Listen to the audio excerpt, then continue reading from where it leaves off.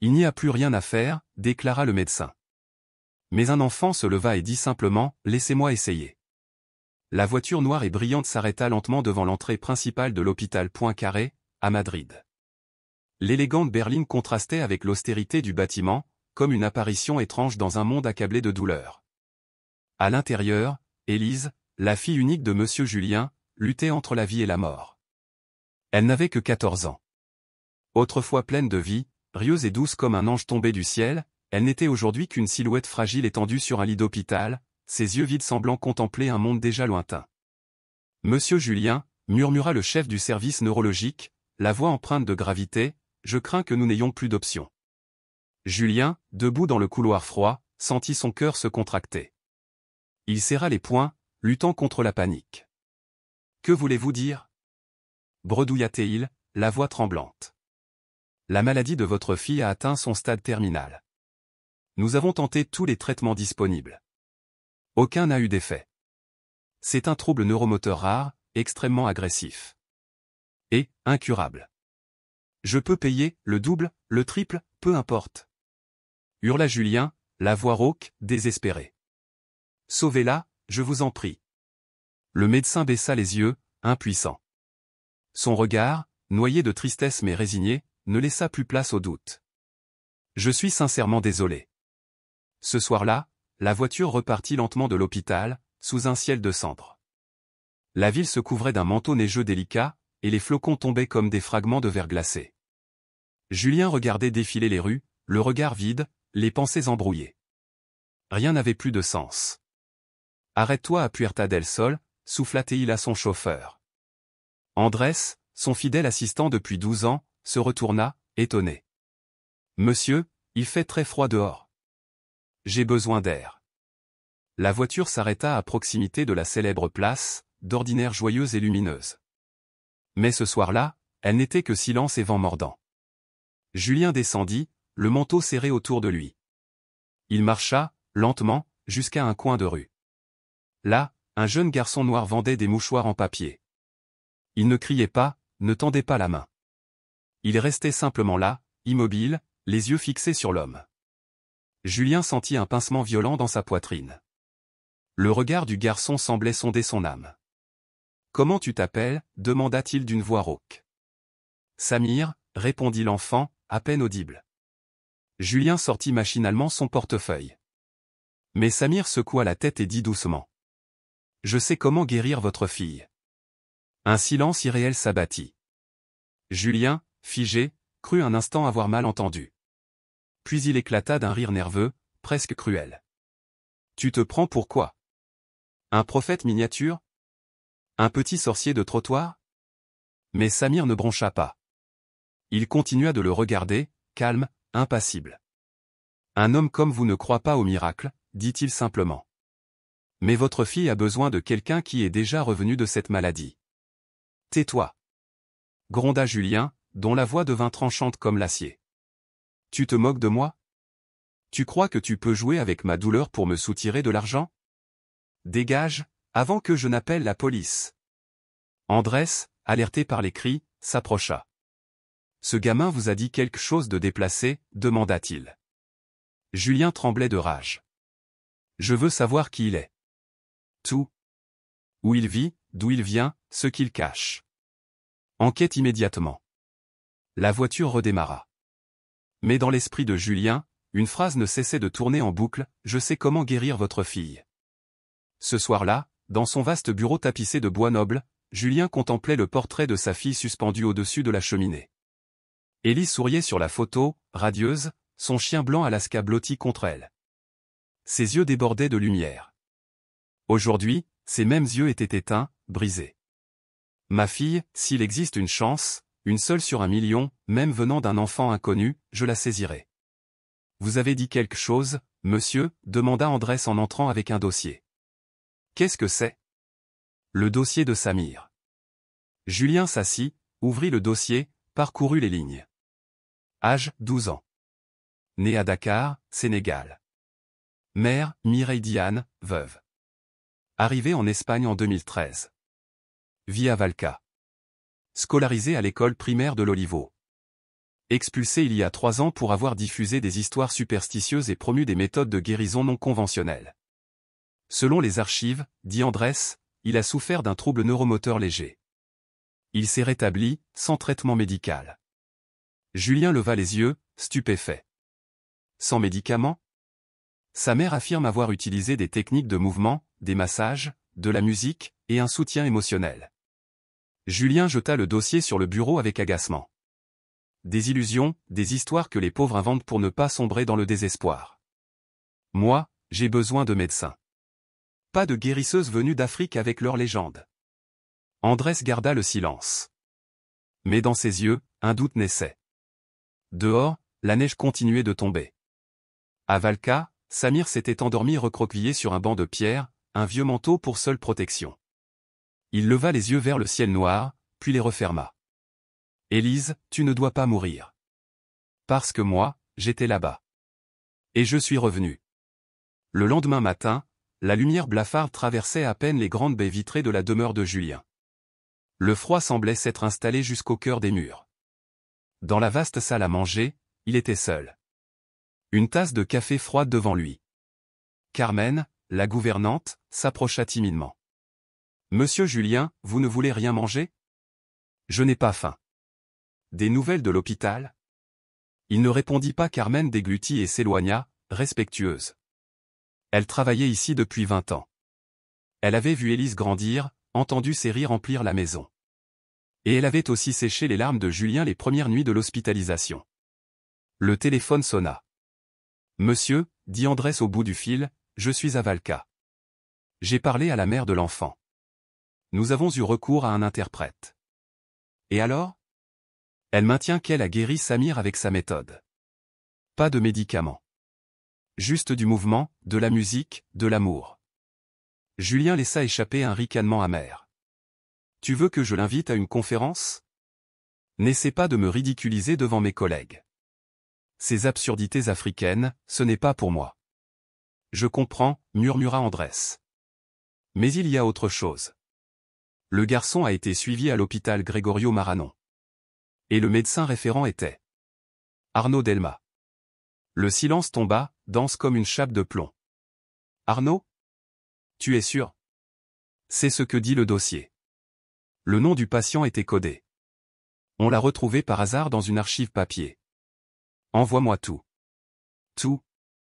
Au même moment, à l'hôpital Gregorio Maranon, le docteur Arnaud Delma entrait dans une salle de réunion.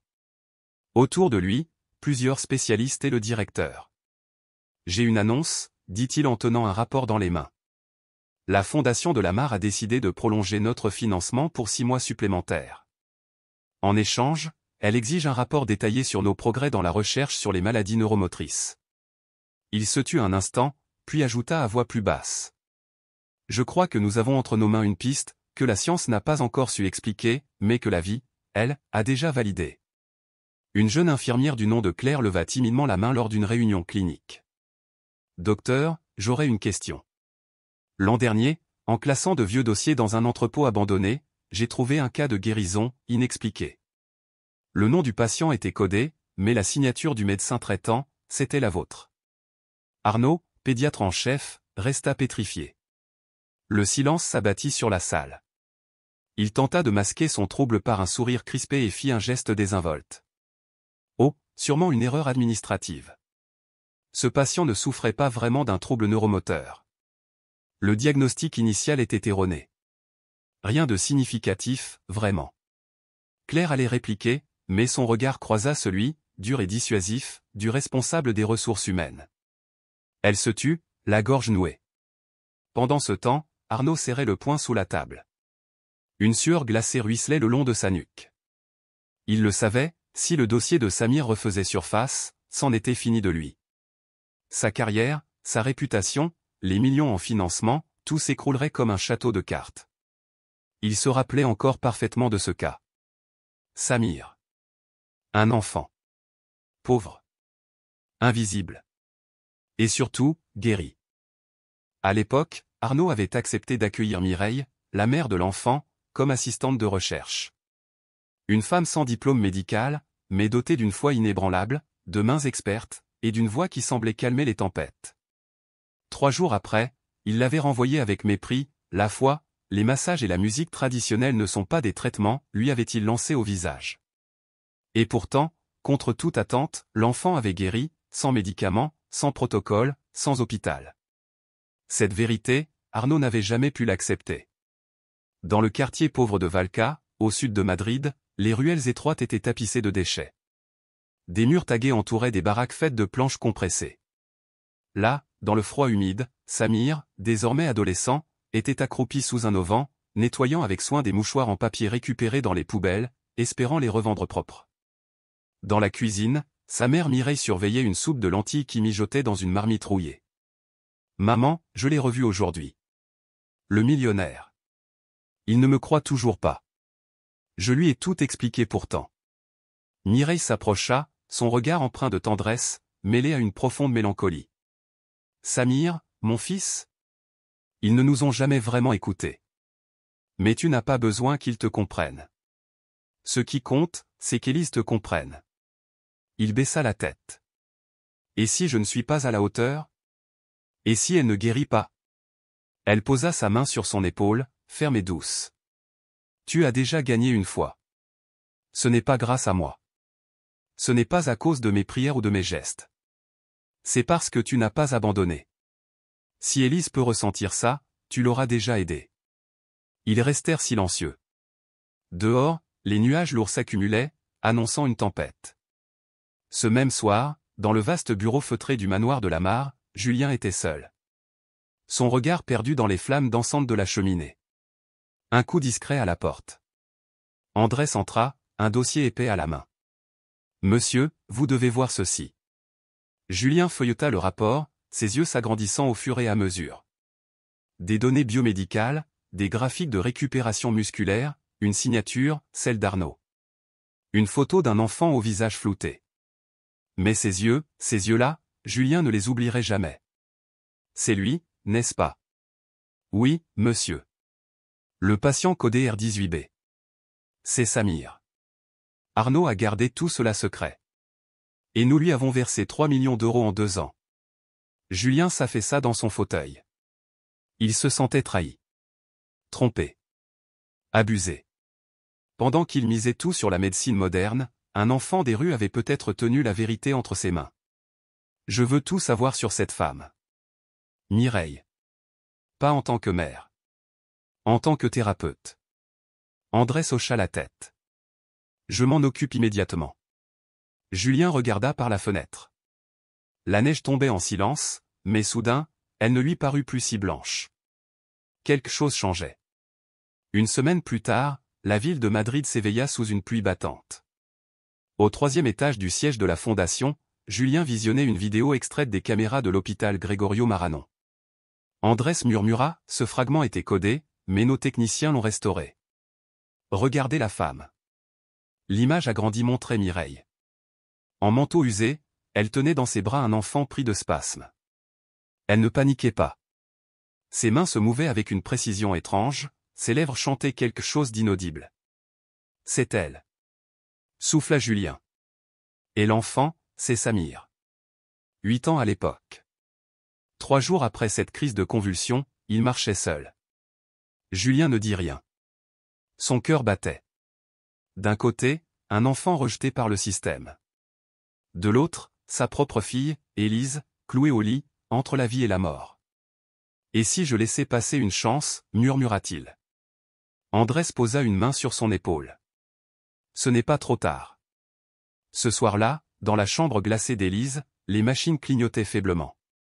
Le docteur Arnaud, l'air grave, observa les constantes. Son état s'est dégradé. Elle ne passera peut-être pas la nuit. Julien serrait la main de sa fille. Vous aviez promis de la sauver, dit-il d'une voix brisée. Arnaud haussa les épaules. Cette maladie est incurable. J'ai tout essayé. Julien détourna le regard, incapable de prononcer un mot de plus. À Valca, Samir relisait les carnets de sa mère. Des pages de dessins, de schémas, de prières et de gestes anciens. Mireille lui posa une assiette chaude. Que vas-tu faire? Aller au manoir de la Mare. Il pleut.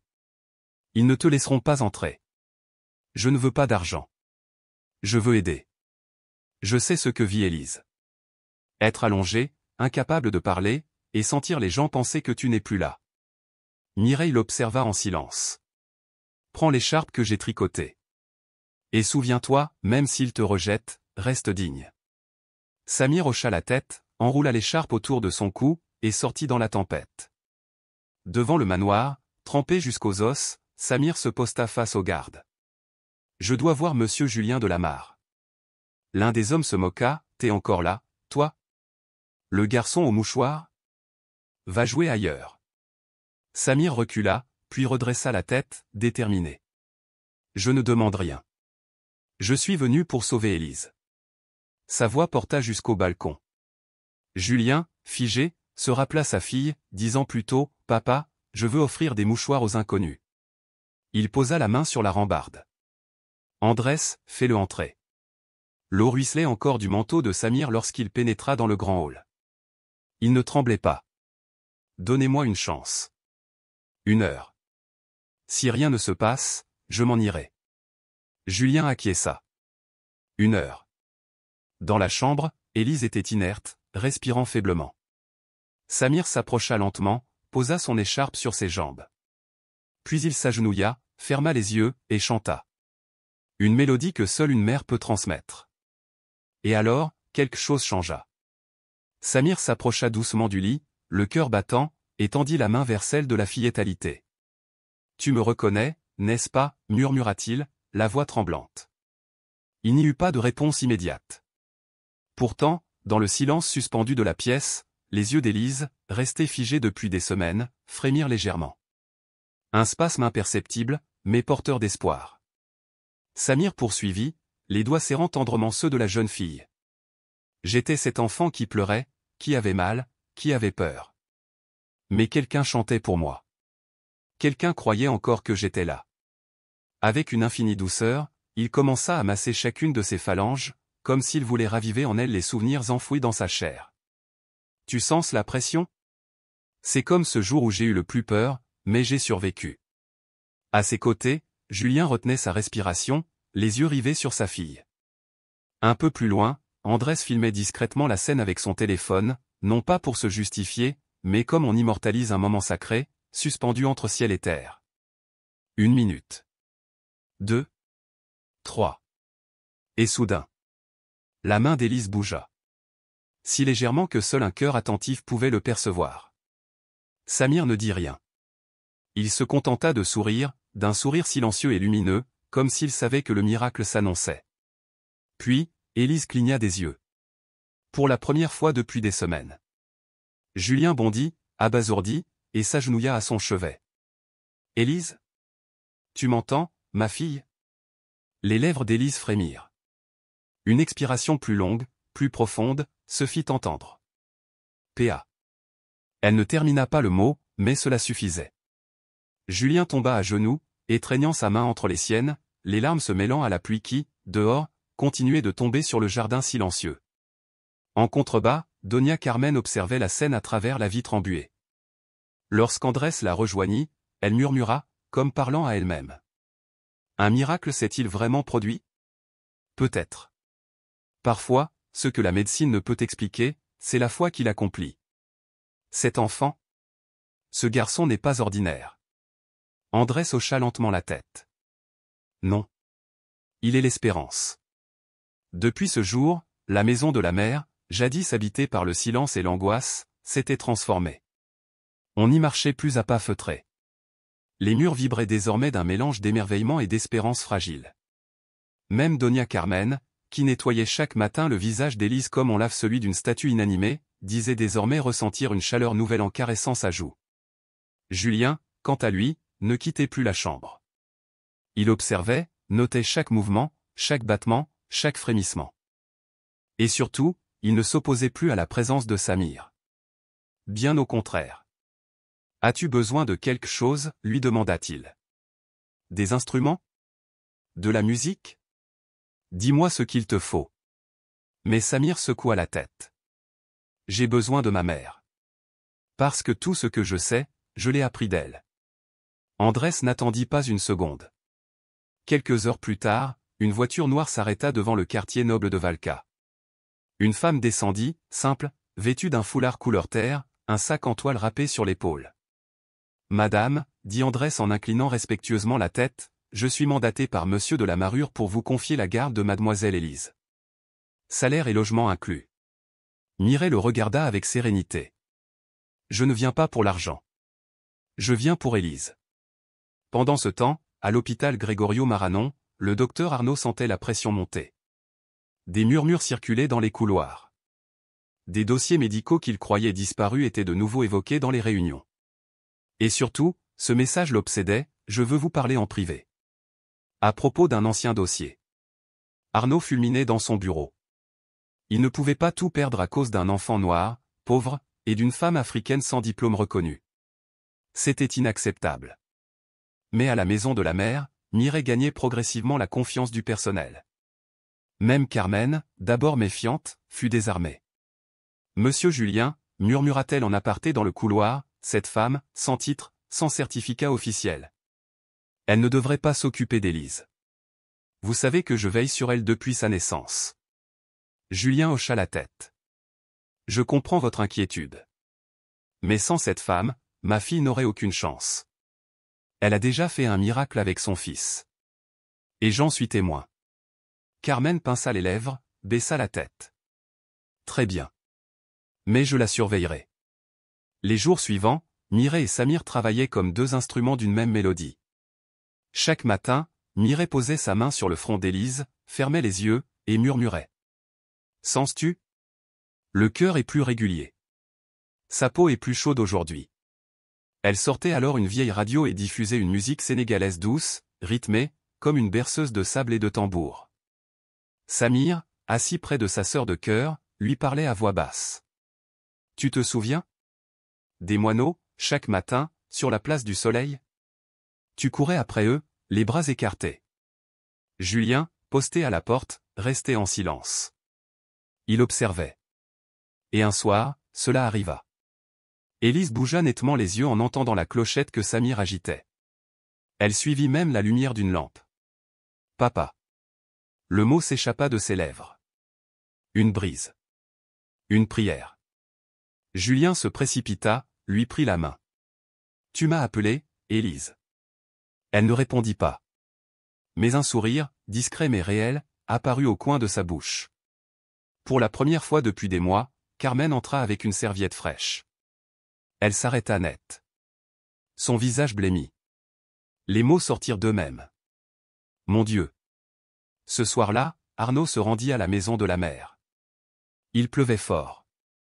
Il portait un manteau sombre, un chapeau, et entra dès que les grilles s'ouvrirent. Dans le vestibule, Andrès l'attendait. Son regard était glacial. « Vous êtes en retard. » Réunion du conseil médical, répondit sèchement Arnaud. « Monsieur de Lamarre vous attend. » Pas dans la chambre. Dans son bureau. La porte se referma. Julien était assis, impassible. Il ne proposa pas de siège. « J'ai lu le dossier. » Arnaud pâlit. Julien poursuivit. « Le KRB. Rapport signé de votre main. Mais jamais soumis au comité d'éthique. » Pourquoi ? Une erreur, tenta Arnaud. On n'était pas sûr que l'enfant souffrait vraiment. Vraiment ? Pourtant, une infirmière nommée Claire a gardé un rapport décrivant des convulsions compatibles avec un trouble neuromoteur aigu. Et mieux encore, j'ai les images de l'hôpital. Arnaud se mit à transpirer. Je voulais juste défendre la rigueur scientifique. Cette méthode, ce n'est pas de la médecine. C'est du charlatanisme. Julien serra les poings. Ce n'est pas votre rigueur qui m'inquiète. C'est que j'aurais perdu ma fille en vous écoutant. Un bip discret résonna. Andrès enregistrait la conversation. Arnaud comprit. Il se leva d'un bond, furieux. Un piège. Julien le fixa calmement. Non. Une vérité. Je voulais savoir qui a refusé une chance à ma fille. Maintenant je le sais. Plus tard, alors que le calme retombait sur la maison, Mireille était assise dans le salon, les doigts glissant sur un chapelet en bois. « Vous priez » demanda Carmen en s'approchant. « Je rends grâce » répondit-elle doucement. « Pas à un dieu précis. mais à elle. Parce qu'elle a choisi de vivre. Carmen la regarda, bouleversée. Cette femme qu'elle avait méprisée n'était plus une étrangère. Dans son regard, dans sa voix douce, il y avait une vérité plus grande que tous les diplômes, l'humanité. Je me suis trompé sur vous? Mireille sourit. Ce n'est pas une erreur de se soucier de ceux qu'on aime. L'erreur, c'est de ne pas oser réparer. Le lendemain matin, Madrid demeurait enveloppé d'un voile gris. Il ne pleuvait pas, mais l'air chargé d'humidité pesait sur les épaules comme un manteau invisible. À la demeure des Delamarre, tous s'étaient levés plus tôt qu'à l'accoutumée, mais l'ambiance restait figée, lourde, presque sacrée. C'était un nouveau jour, pourtant personne ne se sentait prêt à le vivre. Dans la chambre d'Élise, baignée d'une lumière douce filtrée par les rideaux, Samir massait délicatement les doigts frêles de la fillette. Il fredonnait à voix basse une mélodie africaine, simple mais empreinte de vie, comme un battement de cœur ancien.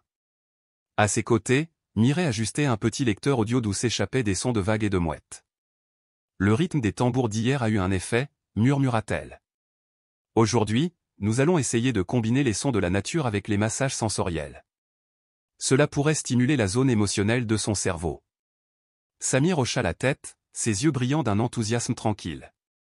Il ne savait pas expliquer les mécanismes scientifiques, mais il ressentait profondément que quelque chose bougeait, que quelque chose d'essentiel se réveillait en Élise. Julien, silencieux, observait la scène depuis l'embrasure de la porte. Il y a une semaine à peine, il aurait ordonné que ce garçon quitte sa propriété, accusé cette femme d'être une charlatane. Et pourtant, aujourd'hui, son cœur se déliait un peu plus chaque fois qu'Élise clignait des paupières ou bougeait imperceptiblement le bout de ses doigts. Doña Carmen entra doucement, portant un plateau avec un verre de jus d'orange frais et quelques morceaux de gâteau. Elle les déposa sur la table de chevet, puis se tourna vers Samir avec un sourire chaleureux. « As-tu pris ton petit déjeuner, mon garçon ? » »« Oui madame, merci beaucoup. » Elle s'attarda un instant à regarder Élise, puis adressa un regard ému à Mireille. « On dirait qu'elle ne se sent plus seule. » Mireille répondit d'un sourire tendre. « Et c'est toujours par là que commence un retour. » À l'hôpital Gregorio Maranon, le calme ordinaire de la salle de réunion fut soudain brisé par une altercation tendue. « Docteur Arnaud, je vous repose la question, pourquoi le nom du patient RB n'apparaît-il pas dans le rapport final de cette année-là » Le docteur Fernandez, président du Conseil national de la santé, tapa du poing sur la table. Arnaud tenta de garder contenance. C'était un diagnostic erroné. J'ai choisi de ne pas l'inclure car il ne présentait pas de valeur scientifique prouvée. Ou parce que ce patient était un enfant à la peau foncée, issu d'un quartier défavorisé, avec une mère immigrée et sans diplôme universitaire, lança Fernandez d'un ton glacial. L'atmosphère se figea. Claire, la jeune infirmière à l'origine de la révélation, leva lentement une copie du dossier médical. J'ai ici le rapport complet, signé de votre main. Il y est écrit que l'enfant s'est rétabli après 3 mois de soins à domicile auprès de sa mère. Le protocole et les réactions positives y sont clairement mentionnées. Arnaud déglutit. Il sentit sa défense vaciller. Monsieur Delamarre est déjà informé, ajouta Fernandez, et j'ai reçu une plainte officielle de son bureau. Une enquête interne est ouverte. Vous êtes suspendu de vos fonctions avec effet immédiat. Arnaud bondit de sa chaise, la colère éclatant sur son visage. Vous allez ruiner ma carrière pour un gamin des rues ? Non, répondit Fernandez, la voix ferme et calme. Nous allons rendre sa dignité à la médecine. La nouvelle de la suspension d'Arnaud se propagea comme une traînée de poudre. Les réseaux numériques s'emparèrent de l'affaire, les médias commencèrent à remettre en cause la transparence de certaines publications scientifiques. Une revue médicale de renom publia même un article intitulé « L'histoire silencieuse de l'enfant miracle de Valka ». Julien, assis dans son bureau, parcourait l'article ligne après ligne. Chaque mot lui creusait le cœur. Pendant des années, il avait cru être un homme de discernement, capable de reconnaître le mérite, de faire les bons choix. Il avait investi des millions pour soutenir un imposteur, un homme qui avait volontairement caché la vérité, préféré son ego à la vie d'un enfant. C'est à ce moment-là qu'Andrés entra discrètement. « Voulez-vous que je prépare une conférence de presse ? » Pas encore. Je ne veux pas qu'Élise devienne une attraction médiatique. Et l'enfant ? Et Madame Mireille ? Julien leva lentement la tête. Je veux qu'il reste. Mais je leur demanderai. Je ne veux rien leur imposer. Ce soir-là, tandis qu'Élise dormait paisiblement, Julien invita Mireille et Samir dans le jardin, là où la fillette aimait lire, bercée par le soleil de fin d'après-midi. Le personnel avait dressé une table à thé sous une tonnelle de jasmin. Une brise douce faisait danser les feuilles, et le murmure de la fontaine ajoutait une sérénité presque irréelle. Julien prit une profonde inspiration. Je ne suis pas doué pour exprimer ma gratitude, mais aujourd'hui, je dois apprendre à le faire. Samir baissa les yeux. J'ai seulement fait ce qu'on avait fait pour moi, un jour. Mireille posa sa main sur la table. Nous ne cherchons pas de remerciements. Nous voulons juste qu'Élise vive. Julien acquiesça, ému. Après un instant de silence. Je sais que votre présence ici dérange certains. Et dehors, les rumeurs ne manqueront pas. Si vous préférez, je peux vous loger près du centre de rééducation que je suis en train de construire. Mireille le regarda longuement, puis sourit. Si vous pensez que je peux aider Élise, alors je préfère être près d'elle. Que ce soit dans cette maison ou sous une tente dans le jardin, cela m'est égal. Julien éclata d'un rire sincère, le premier depuis des mois. D'accord. Je demanderai à Carmen de préparer une chambre pour vous deux. Samir leva la tête, les yeux brillants. Puis-je avoir un petit tambour? Comme celui que ma maman utilisait?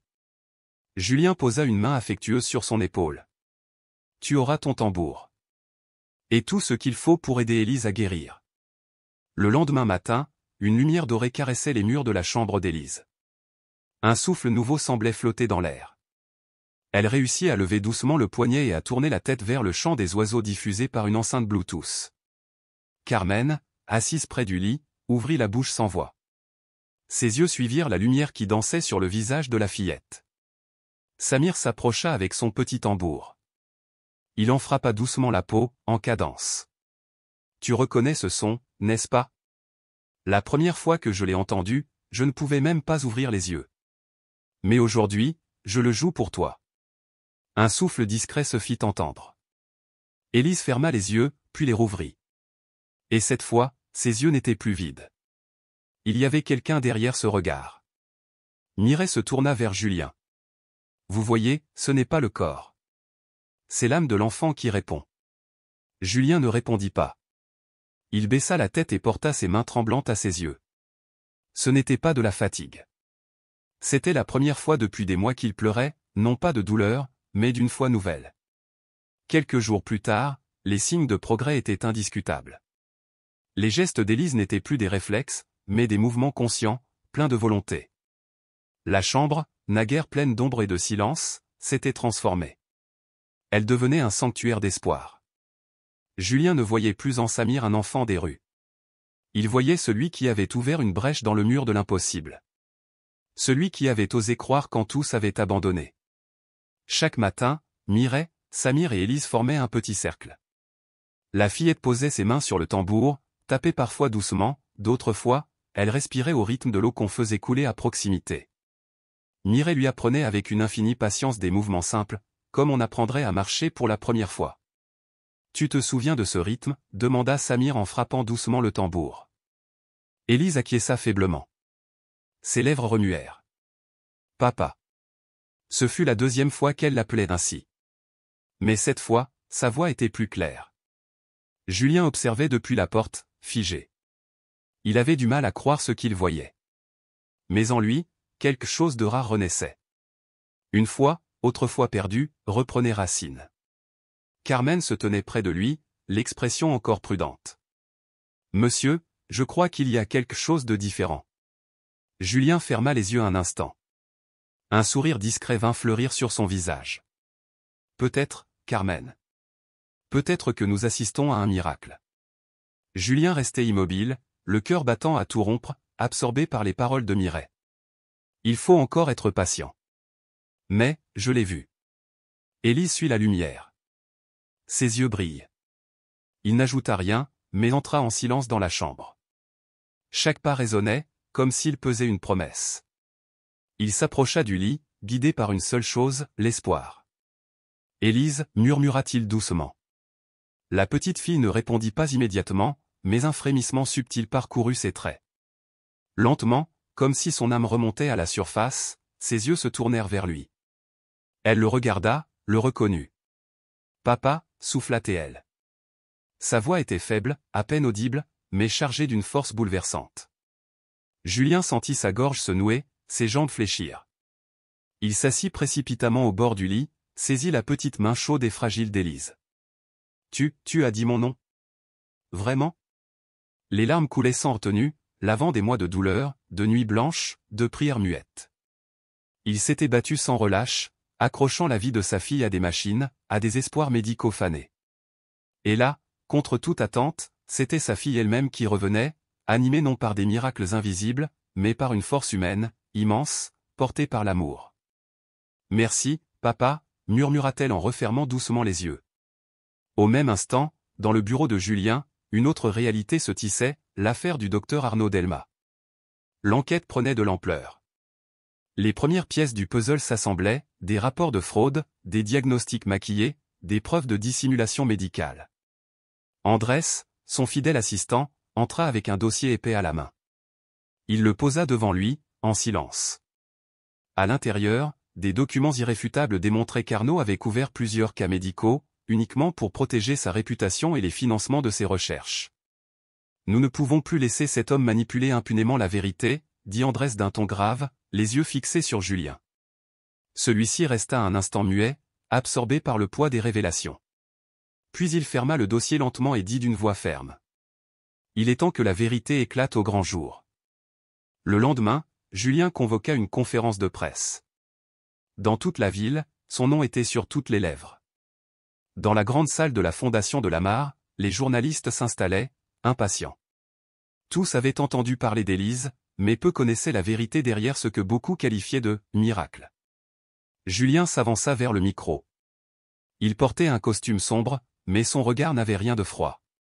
Il brillait d'une clarté nouvelle, celle d'un homme transformé par l'épreuve et par l'amour. « Mesdames, messieurs, commença-t-il, aujourd'hui, je veux vous parler d'une histoire.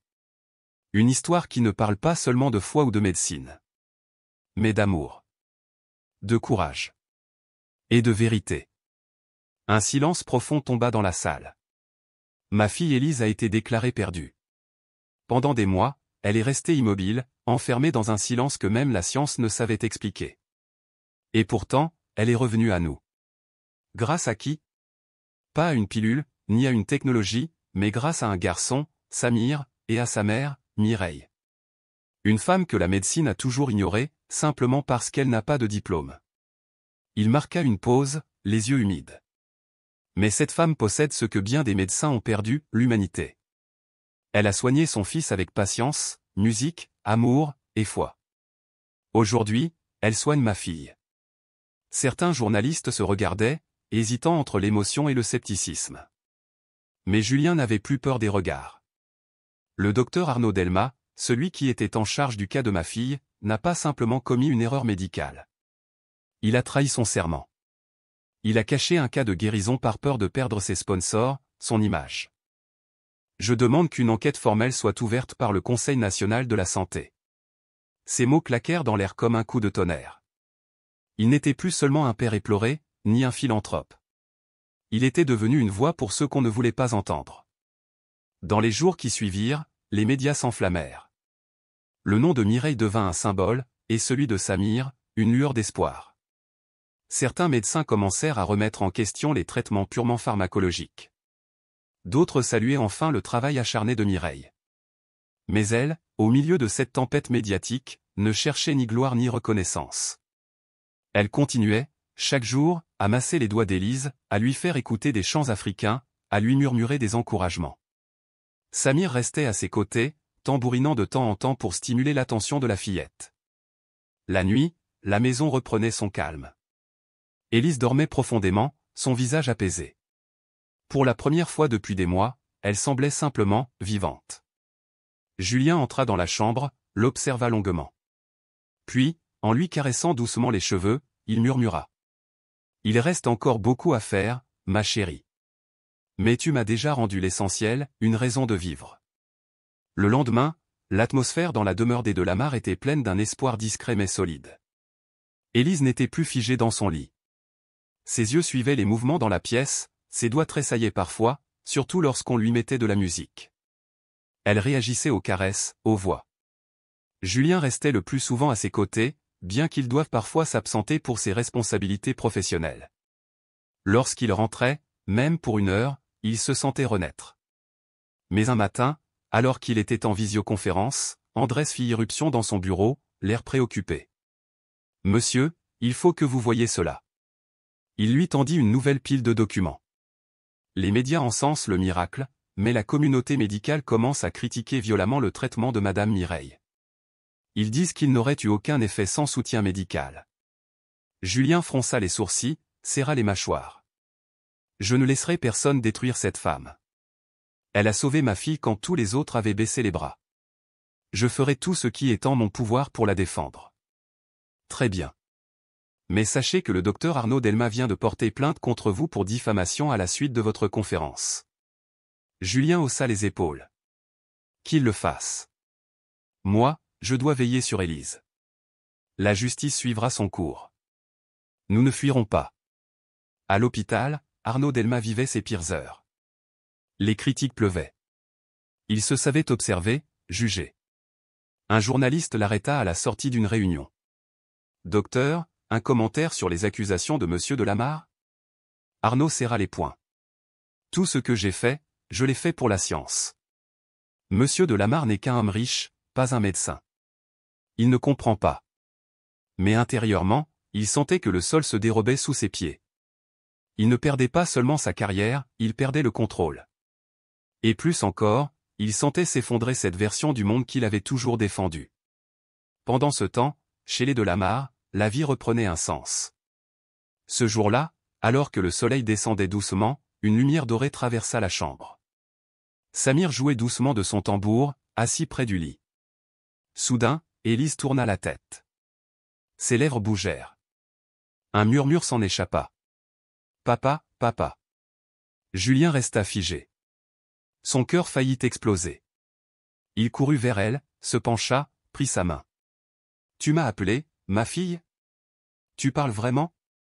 Un sourire apparut sur les lèvres d'Élise. Et dans ses yeux brillait, pour la première fois depuis des mois, une étincelle de vie. Julien la serra fort contre lui. Ce n'était pas la fin. Mais c'était, enfin, un nouveau départ. Julien tenait Élise dans ses bras, incapable de retenir ses larmes. Il n'aurait jamais imaginé qu'un geste si simple puisse contenir tant de grandeur, tant de sacré. Au seuil de la porte, Mireille observait la scène, les yeux baignés de compassion. Elle savait, au plus profond d'elle-même, que ce n'était ni la médecine moderne ni les machines qui avaient ramené Élise à la vie. C'était l'amour. La foi. La persévérance. Ce n'étaient pas des miracles au sens mystique, mais des savoirs transmis de génération en génération, appris par le cœur, au milieu des épreuves, dans les villages du Sénégal où elle avait grandi. Une semaine plus tard, Julien convoqua une réunion exceptionnelle avec le conseil médical. Il présenta des dossiers, des vidéos, des bilans détaillés de la rémission spectaculaire de sa fille. Il exposa, preuve à l'appui, la méthode de Mireille, thérapie par le mouvement, la musique, le toucher, la présence humaine. Il fit même venir des experts de centres de rééducation pour témoigner. Dans la salle, les regards étaient encore sceptiques, mais à mesure que les images défilaient et que les chiffres parlaient, les certitudes vacillèrent. Julien prit la parole. « Je ne suis pas ici pour contredire les experts. Mais je ne peux pas rester passif pendant que ma fille meurt sous les yeux de tous, sans que personne ne comprenne pourquoi. Je demande juste une chance d'essayer autre chose. » Arnaud, debout, le ton hautain, rétorqua. « Vous croyez vraiment que des chants et des massages peuvent guérir une atteinte aussi grave ? » Mais Julien ne se laissa pas ébranler. Il répondit calmement. « Si vous voulez le savoir, je vous le prouverai. Et si vous ne voulez pas, je ne vous retiens pas. » Le lendemain, Élise fut transférée dans un nouveau centre, financé intégralement par Julien. Construit au cœur d'un domaine naturel, il alliait technologies de pointe et thérapies alternatives, musique, lumière, eau, mouvement. Jour après jour, Élise progressait. Son corps devenait plus réactif, plus souple. Ses doigts retrouvaient une mémoire. Ses yeux s'éveillaient. Mireille était là, patiente, constante. Samir, fidèle et chaleureux, l'entourait comme un frère, ou un ange discret. Julien, chaque matin, restait debout près de la fenêtre, le regard perdu vers l'horizon. Il ne ressentait plus la fatigue, ni même la peur. Seulement la paix. Tu as gagné, Élise, et moi aussi. Ce printemps-là, Madrid tardait à s'éveiller. La neige avait fondu, mais l'air restait mordant, et le ciel, gris. Pourtant, dans le manoir de la Marne, une chaleur douce s'installait. Élise, jadis figée, inerte, était en train de renaître. Ce n'était plus cette silhouette sans regard, mais une jeune fille qui luttait chaque jour pour réhabiter son propre corps. Depuis l'embrasure de la porte, Julien l'observait. Samir l'aidait à étirer ses jambes, à lever ses bras, à écouter les chants africains enregistrés par Mireille. Julien entra. Il vit Élise tenter de lever la main. Son regard, encore brumeux, portait en lui une étincelle de lumière. Elle tendit la main vers un petit tambour que Samir avait toujours sur lui. « Tu peux le faire, Élise. Tu dois seulement croire. » Julien s'approcha, s'assit doucement près d'elle, prit sa main tremblante. « Tu y arrives, tu reviens vers nous. » Élise ne répondit pas. Mais sa main bougea à nouveau, plus fermement cette fois. Ses yeux s'ouvrirent davantage, puis se posèrent sur ceux de son père. « Papa » murmura-t-elle. Julien sentit son cœur s'arrêter. Il serra sa fille contre lui, les larmes débordant. Il n'était plus l'homme d'affaires influ, ni le mécène respecté. Il n'était qu'un père, face au miracle vivant de sa fille. « Tu n'es plus seul. Je suis là, et je resterai. » Mireille regardait la scène en silence, les yeux humides. Elle savait que beaucoup ne comprendraient pas ses choix. Mais ce n'était pas ce qui comptait. Ce qui comptait, c'était Élise. Elle revenait. Elle vivait. Les jours passaient, et chaque jour portait en lui une victoire. Les mains d'Élise bougeaient avec plus d'aisance. Ses jambes, hésitantes, faisaient quelques pas. De petites avancées, mais si pleines de sens. Pendant ce temps, à l'hôpital, Arnaud Delmas ne trouvait plus le sommeil. Suspendu de ses fonctions, il voyait son monde s'effondrer. Les médias s'acharnaient. Les collègues se détournaient. Le conseil médical ouvrit une enquête. Une nuit, un appel. Numéro inconnu. Nous devons parler de ce que vous avez fait à Élise. Qui êtes-vous ? Demanda Arnaud, tendu. Quelqu'un qui peut vous aider. Mais dépêchez-vous. Le temps joue contre vous. Un ricanement, puis le silence. Arnaud comprenait, cette fois, il n'était plus maître de rien. Le lendemain, au manoir, alors que Mireille et Samir guidaient Élise dans ses exercices, Julien reçut un appel lui aussi. Une voix grave, calme. Monsieur de la Marne. Je connais la vérité. Sur Élise. Sur le docteur Delmas. Si vous voulez tout comprendre, rencontrons-nous. En personne. Julien hésita. Mais son instinct lui soufflait qu'il était temps. Il accepta. Le jour suivant, il entra dans un petit café discret. Un homme l'attendait. Simple, mais au regard perçant. Je sais ce que vous ignorez. Et je sais aussi qui a vraiment guéri votre fille. Julien s'assit. L'homme poursuivit. Ne laissez pas l'arrogance de la médecine vous aveugler. Ce garçon, Samir, n'est pas un hasard. Il est la clé. Il est la vie même d'Élise. De retour chez lui, Julien resta longtemps seul, dans son bureau. Ce qu'il avait entendu ce jour-là bouleversait tout. Plus que l'argent, plus que les diagnostics, il y avait l'humain. Et la foi. Il savait désormais qu'Arnaud allait devoir rendre des comptes. À l'hôpital Gregorio Maranon, Arnaud relisait ses propres falsifications. Chaque mot, chaque chiffre, un mensonge. Claire, l'infirmière, entra. Docteur. Les rapports sont tombés. Le conseil a ouvert une enquête. Arnaud leva les yeux. Tu ne comprends pas. Tout cela, c'était pour ma carrière. Pour la science. La science, répondit Claire, indignée. La science n'est pas là pour couvrir des mensonges ni pour voler l'espoir. Vous avez volé Élise. Arnaud s'approcha de la fenêtre. Il le savait, tout s'effondrait. Je ne laisserai pas un enfant pauvre et une immigrée détruire ma vie. Claire, le cœur brisé, le regarda longuement. Ce n'est pas eux qui vous ont détruit. C'est vous. Quelques jours plus tard, Élise réussit à s'asseoir seule. Elle tenait des objets. Elle souriait. Elle ne parlait pas encore clairement, mais ses yeux disaient tout. Julien la contemplait, le cœur gonflé. Sa fille revenait au monde. Ce n'était plus une illusion. Un après-midi, Mireille et Samir l'aidaient à faire des mouvements. Julien entra dans la chambre. Élise tendit la main vers le tambour de Samir. « Élise » murmura Julien. Elle tourna la tête. Son regard s'illumina. « Papa » Julien la serra fort. « Tu es revenu à la vie. » Mireille, debout à la porte, sentait en elle une certitude douce, ce n'était que le début. À l'hôpital, la chute d'Arnaud s'accélérait. Les révélations se succédaient, dossiers effacés, patients oubliés, vérités déformées. Assis dans son bureau, il tenait entre ses mains tremblantes le rapport d'enquête. Claire avait eu raison. Pendant ce temps, dans son cabinet, Julien lisait à son tour le dossier. Il demanda une nouvelle réunion. Il exigeait que l'on reconnaisse officiellement les résultats obtenus avec la méthode de Mireille. Une méthode peut-être non conventionnelle, mais réelle, efficace, humaine. Mireille entra, un dossier à la main. « Je n'ai pas besoin de reconnaissance. Je continuerai pour Élise. Pour les autres. » Julien la regarda avec une tendresse infinie. « Et moi, je vous protégerai. Nous continuerons ensemble. » Arnaud ne remit jamais les pieds à l'hôpital. Il fut radié. La presse fit son œuvre. Le médecin star était tombé. Mais dans le cœur de Julien, seule une chose comptait, Élise vivait. Cette histoire nous enseigne que parfois, la médecine ne peut tout. Que l'amour, la foi, et la volonté peuvent franchir les murs les plus épais. Que même dans le chaos, la vérité finit toujours par émerger. Et surtout, que la lumière revient toujours, même après la nuit la plus longue.